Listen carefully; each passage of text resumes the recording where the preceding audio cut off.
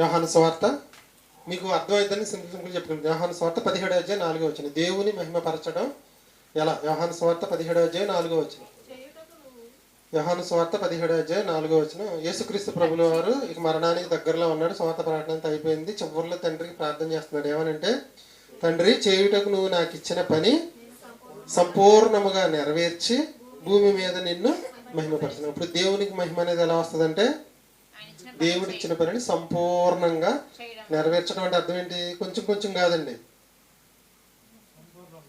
సంపూర్ణంగా. పౌలు చివరి రోజుల్లో నా పరుగు తుదముట్టించిదని అన్నాడు. నా పరుగుని తుదముట్టించినాడు. నేను ఏం బాధలు పడలేదండి, ఎన్నో బాధలు పడ్డాడు.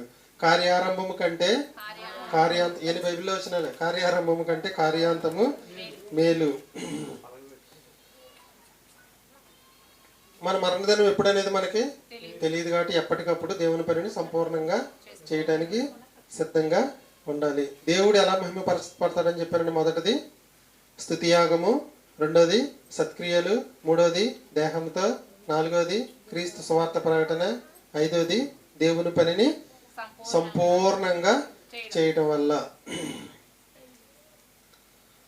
ఒకవేళ దేవుని మహిమను ఎవరైనా దొంగించాలని చూస్తే దేవుడు ఊరుకుడు. యెషయా గ్రంథం 48:11 ఒకసారి చూడండి.